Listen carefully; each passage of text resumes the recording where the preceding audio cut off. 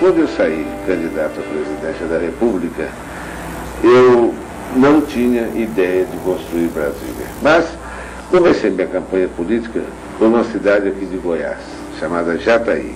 E depois perguntei à multidão que estava diante de mim o que eles achavam que eu, como presidente da República, devia fazer pelo país. Esse cidadão de Jataí, que mora lá, chama-se Toniquinho, me interrompeu e perguntou: se o senhor está disposto a cumprir todos os artigos da Constituição do Brasil, o senhor vai também cumprir aquele que determina a construção da nova capital? Eu fiquei durante um segundo meio perplexo, mas imediatamente respondi: vou construir a nova capital. A voz de Juscelino Kubitschek contando como teve início o sonho de Brasília foi gravada por Juliana. Na época, ela só tinha 12 anos e entrevistou o primo, ex-presidente do Brasil, para um trabalho de escola. Brasília fazia 15 anos e a minha professora descobriu que eu era parente de Juscelino e que o Juscelino ficava hospedado na minha casa. Então, ela me perguntou se eu poderia fazer uma entrevista com o Juscelino, que seria uma coisa inédita, né? E eu falei que sim.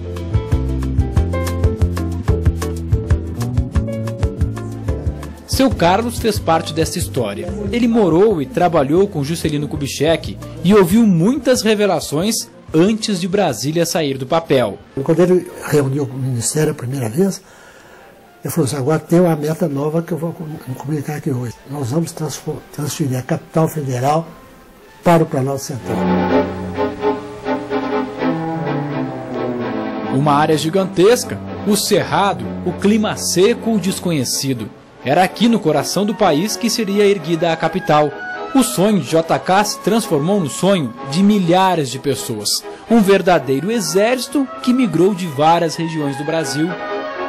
O cerrado se transformou em um enorme canteiro de obras.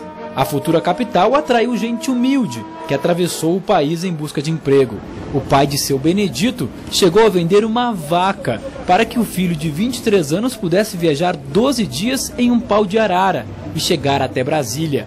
Era 1958 e o jovem, que nunca tinha deixado a cidade onde morava, se juntava a uma multidão de operários.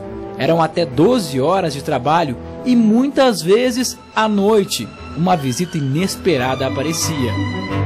O Juscelino saía, cansou de chegar ali na 108 Sul, ele baixava ali de helicóptero, às vezes de helicóptero, às vezes era num jipe, né? Chegava ali e comia junto mais nós na cantina. Comia junto mais. E o que ele falava para vocês? Que nós tínhamos que trabalhar para o dia 21 de abril, Brasília ter posição de ser inaugurado. Olha, parece um sonho. Quem chegou nessa época e vê Brasília assim, parece um sonho. Brasília foi erguida em 43 meses. 60 mil pessoas fizeram parte desse sonho, que foi criticado por muita gente. Mas cumpria-se o que estava escrito na Constituição Federal. A capital do país deveria ser construída no interior. Documentar o nascimento de uma capital, numa época em que até o telefone era um artigo de luxo, foi a tarefa dada a seu Raimundo, o primeiro jornalista a desembarcar em Brasília. A ideia inicial era fazer um boletim diário, mas a busca por informação era tanta que ele decidiu criar uma revista que mostrasse o dia a dia da nova cidade. Os primeiros registros da nova capital estão em 81 exemplares, todos escritos cuidadosamente por seu Raimundo, entre 1957 e 1963.